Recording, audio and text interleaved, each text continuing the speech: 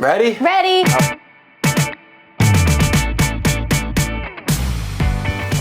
All right. Ladies and gentlemen, welcome in to the next episode of Beaches and Taxes. I'm Patrick, local real estate expert, and I'm joined here today with who? Shantel, a civically engaged young person. The passionate youth. We love them. So we're here today to talk about the new Beachfront. Yes. I know this has been a hot button topic for a lot of our young professionals, our young young Fort Lauderdalians, if you will. Lauderdale futurists. The future of Fort Lauderdale is very concerned about the new beachfront. Yes. One of those topics is actually the basketball courts and the aerobic strength area that's right on the beach and right across from Bahia Mar. Yeah. Okay, so I'm sure you guys know about this. On September 30th, what was on the State of the City address? You were there. You attended yourself. Yep. What did the mayor say? What was your take from that meeting? So this is what, in our first episode, we talked about what was said and what was unsaid. This is the perfect topic for this. So what was said, we managed as a city to bring $12 billion of public-private investment into our beachfront. So there's brand new parks, there's a renovated Hall of Fame and the pool and the high diving thing. There's a new renovated Pier 66, renovated and enlarged Pier 66. There's a new Bahia Mar coming. We did all this. And the mayor called it the Monaco of North America. That was his vision. That was his vision for it. Beachfront. When it's all said and done, it's going to be the Monaco of North America, because they also did. I didn't know this. There is a shortage of dock spaces for super yachts. I was like, oh. Guess never been in the market. So I do see that here. They built $130 million out of the new Les Olas Marina. Yeah. That's off of the new restaurant Ocean Prime, correct? Yes, that's exactly it. Okay. Yeah. All right. Some of the other developments, the Bahia Mar redevelopment, the Pier 66, like you said, and the hot button issue, the basketball courts. Yep. So I guess I want to get your personal take from the digestibility of the Monaco of North America. Where does that sit with you? Let's see. You could only take it from a personal perspective. I'm not a demographic that goes to Monaco. I don't plan on being a demographic that enjoys Monaco. So where do I fit? Me as a born and raised Floridian, where do I fit in that vision? When I first heard it, I was inspired in the sense that, okay, great. We are a city on the up and up. We're not in a decline. We have population growth. We have opportunity here. We're a rich place. But at the same time, you have to think about how is that richness filtering in for the rest of us. I think that's where I found it. Is I don't see myself in the Monaco of North America. Yeah. Okay. Yeah, I guess sitting on it from my perspective, it's because Fort Lauderdale has such a range of individuals, never mind from, wealth status. I mean, you have multi-million dollar townhomes, multi-million dollar mansions on the canal, mansions on the beach, condos, there's a range of that ultra wealthy down to the middle class, regular hardworking young professionals to the lower class that are, closer and more west out in Broward. Yeah. So to me, it's such a range. I think it's an interesting buzzword. It's an interesting title that can be put on. Monaco, I would presume, is nice when the Grand Prix is happening. Because neither of us have been there. Yeah, I don't really know exactly. I was like, Mr. Mayor, you live in my neighborhood. Where do you see yourself in the Monaco of North America? I think it's just hard. Yeah. But it in a sense, it does excite me due to the fact that it would bring in, like how the boat show is coming in this week, and it's going to bring a buttload of dollars. Yes. And just support, money, eyeballs, tourism, all to our city and state. Totally. All here. Now, when you think of Monaco year round. It's not the Grand Prix. Everybody knows Monaco because of the Grand Prix. Right. Right? It's not the Grand Prix every weekend. Right. It's the Grand Prix one weekend of the year, and I would assume the rest of the year it's a very seasonal space like what we're here and what we're talking about.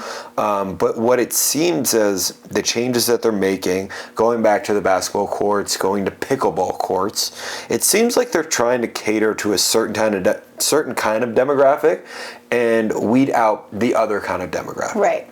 So I think that's pretty clear in the decisions that are up on the docket to be made. Yep. And I would say, where does that sit with you? I think, you can't beat around the bush. Like, when you have that kind of level, I don't like to use the word inequality because that's so negative. We have a good problem. We have tons of opportunity. How do we make that opportunity available to everyone in the city, right? So it's like, I think the beach issue, I don't know if everyone has heard, but they are uprooting the courts on the beach across from Beach Mar to make room for pickleball courts. And I think that's symbolic of what's going on in the city. It's like, how are the people who made this city what it is, how are they being respected, or how are their needs being taken care of as we usher in this new era for the city? So that's where I'm excited for the opportunity, but I want to keep an eye on the residents of District 3. Like District 3, for those of you who don't know, is like our west side of Fort Lauderdale. So it's like Cis-Trunk over. I don't know if people know this. They don't have internet access over there. They don't have good internet access. So if during COVID, when all the kids were forced home to do their schoolwork from Wi-Fi, the kids of District 3 had to go to like local fast food establishments to get the Wi-Fi working because their home internets don't function. The wiring that came into their home that went to the modem, you're saying the service that feeds those wires is not strong enough? Correct. So I think it's a satellite issue in that area. I'm not super well versed on it. I just know, for example, the commissioner for that area, who is like an amazing woman, Commissioner Beasley Pittman, forgive me. We sat on a committee together. She one time zoomed into the meeting, and her Zoom was going in and out, and she's the representative for that district. And I don't know if she did it to make a point, but I heard the point. Like, I was like, okay, this is ridiculous. Like, we are in the exact same city. I don't know, I think I have fiber. I don't know. I have like 5G plus fiber, whatever, and literally 2 miles from where I am, they don't have internet access. So it's kind of like an eye from that. It's an eye on that. It's like, okay, so we have $12 billion go into the beachfront, but let's call it 5-6 miles west, people don't have internet? Are you kidding me? They don't have good cell service? Yeah. And in this modern economy, it's like, how are people supposed to move forward if they don't have access to basic infrastructure, much less like luxury accommodations? I agree. Yeah. I think that is a level of, just foundational, that's foundational opportunity. You can't go online and learn about opportunities, learn about different things if you don't have internet. That's a serious problem. You can't schedule appointments. Like if you're a hairdresser, you can't schedule appointments. If you're operating a business, literally. How do you have a POS system? You just don't. You don't. You just have. That's a good. There's another one. You just don't. You just from wait. a commercial standpoint. Nothing. So it's like $12 billion. And you can't throw a satellite in District 3. Come on. I mean, I'm interested to know if that is the only, what the actual solution would and could be. Right.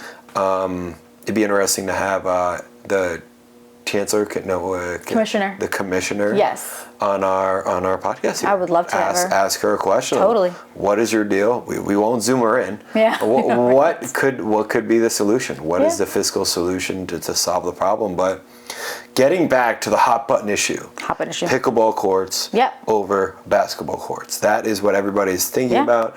All of our friends are petitioning on their stories. I guess unpopular opinion, I've never played pickleball. I have no interest in it. And we have 1,000 pickleball courts in the city. And I just... that is a really important bias to put out there. Yes, let's put that out there. I don't care for pickleball. Yeah.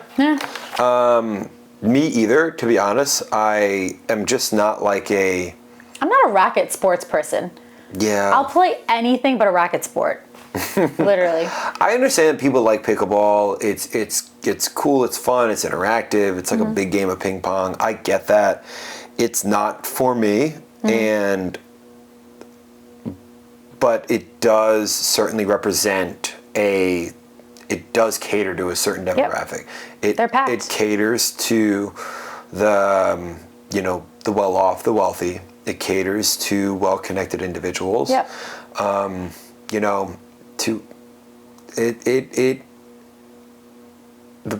So that is the subject of pickleball. The target demographic of pickleball is precise. Yes.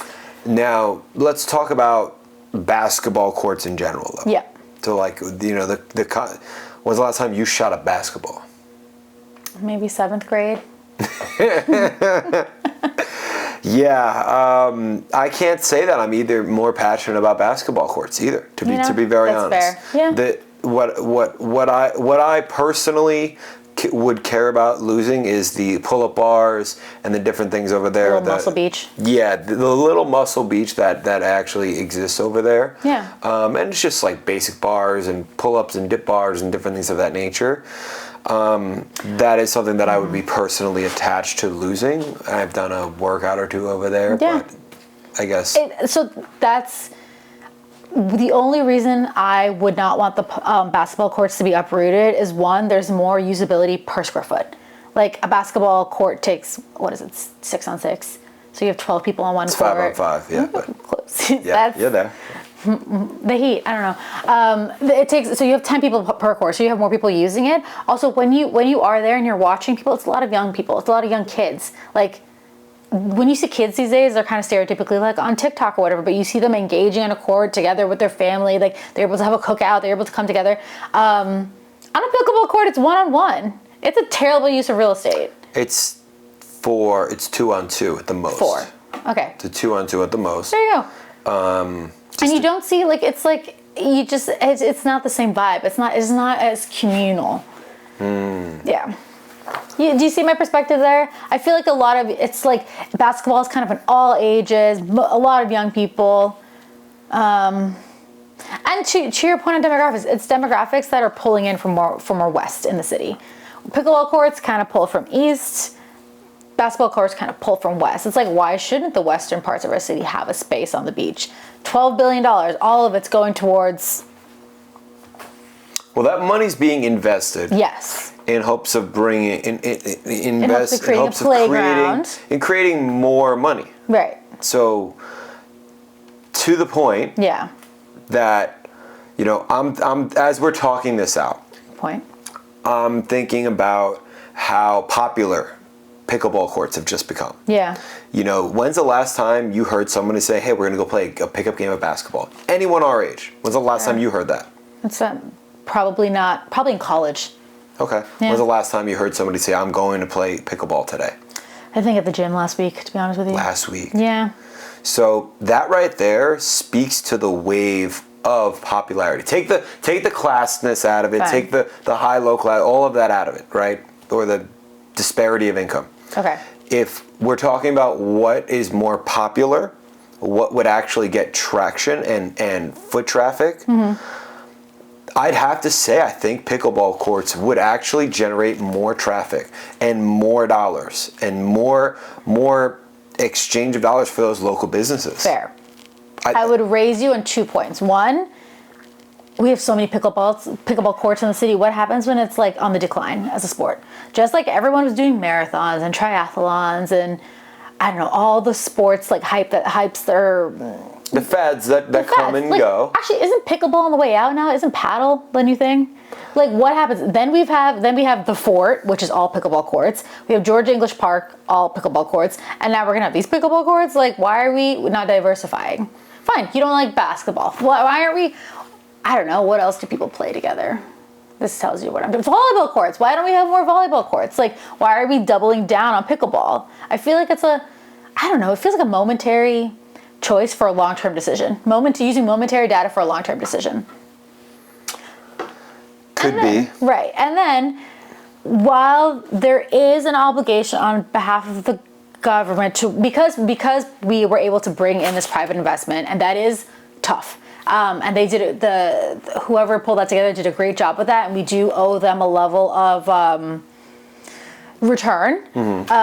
It's still like you have to keep an eye on the whole. Like we don't do this just to provide a return and just to make sure the beach buildings don't crumble the beach. We also have to we also have to keep an eye on all the residents. And I don't believe in a zero-sum game. I don't believe that like there's X or Y. Like we can incorporate everyone's needs if done thoughtfully. You believe everybody's needs can be met if done thoughtfully. Well, not like the crazy something. If someone wants like a meth lab on the beach, like we can't incorporate that. No. But like, I think like if you look at it as a bell curve, I think the middle, I think we can get everything in one go. I'd like to give it, or at the very least, make it iterative. I'd like to give it a try. Leave the basketball courts for now. Leave them there. See what happens. Has anyone complained about Well, the only people that have complained about it are the people building up the PMR, which is St. Regis. The community said, hey, listen, we want to keep it there to try. Let them keep it there. If it's really that bad, we'll review. What's wrong with that? And what happens when they review and say that the foot traffic is X and, it's attracting this many homeless people over there. Right. It's attracting these many fights are starting over there. What if that were the case, where would you stand after potentially getting those results? Fair. Then we come together as a community and say, hey, like these are the commitments we've made to these people to bring their money in to make sure this establishment can be upkept. This is happening. Could we put these courts somewhere else? I think like when you have such a strong outcry, it deserves a response. It deserves a respectful response. So there's a strong outcry from the community to say, hey, like we don't want these moved. We think there's room for both. But if there isn't room for both, then where can we put these? I don't understand why there isn't room for both. That's kind of my I don't get. There's also quite a separation. Like, does the St. Regis now own the beach? Is that what they're saying? Like, I mean, how I would envision without looking at the contract, I would assume is that the St. Regis said, we're going to put in this amount of money to develop, and we're going to put in a public fitness space to add to the community. Did they promise the fitness space? I would assume that's what. I hope they did. I would assume that's why it's kind of as a topic of discussion, or St. Regis, you're going to put in $2 million. All right, well, we're going to put in $500,000 to upgrade the basketball courts across the street. You're going to invest there, we'll invest here. Actually, you know what? I think that actually is what happened. Yeah, that's kind of how public-private works in general. Yeah. It's a washing of your hand versus my hand, and that makes sense. But I guess where I would go with that is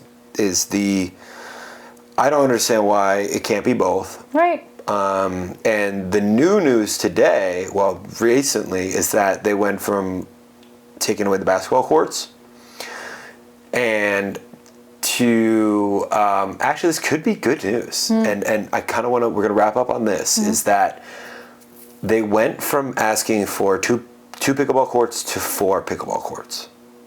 So that tells me one of two things. We're playing poker here, right? Right. Got our cards up. Right. If I start asking for more, that means one of two things. I'm trying to get you to settle for the original 2. Or I'm going to say, you know what? You're right. Instead of the 4 pickleball courts, I just asked for I'll get the space for the 4, but 2 we're going to go pickle and 2 we're going to do basketball. You're hoping for their better angels to come in. I love that. I hope, I'm thinking as a politician would and potentially should. Yeah. I'm going to be the bad guy today, but I'm going to be the great guy tomorrow. Let's hope. That's kind of the what I like in that play of going when you double your ask. Yeah. When your ask already has driven up so much fanfare. Division. When your original ask of 2 has caused so much division and caused the community an uproar, and you double down. You got the balls to say, you know what? Fuck that. I want 4. Yeah. You're wild. Right. You're either crazy. You're trying to get everybody to say, oh, okay, well, 2's not as bad now. Right. We'll just take 2. Or fuck it. Here's 2. We'll go 2 basketball, 2 pickle, and everybody will be happy. Yeah. That's kind of That's an excellent point. And I don't know why that can't be why can't that reason be left out? I think you just broke the news. I think you just broke some strategy I just up broke for the us. news? Yeah, you heard it here first. You heard it here first. Beaches and taxes, we cut through the bullshit. I mean, again, closing out on that. Yeah. What do you hope? What do you hope in terms of what comes out of that situation, and what do you hope for the new beachfront? Well, as always, I hope for more community involvement. So if this is an issue that bothers you, speak up. Join the petition, or go to a commission meeting, or write to your commissioner. Even whatever opinion you have, just get engaged. And I do hope we find a way in the middle that makes people feel that they're not left behind as the city's moving forward. I think you said it best. Yeah. Thank you for tuning in. Again, I'm Patrick, your local real estate agent, and I'm Shantel, your civically engaged best friend. Hey man, I like that. That was great. Perfect. And for legal purposes, this show reflects the views and opinions of us and us alone. We try to maintain a level of factual integrity, but if you get it wrong, please comment and we will correct ourselves. Amen.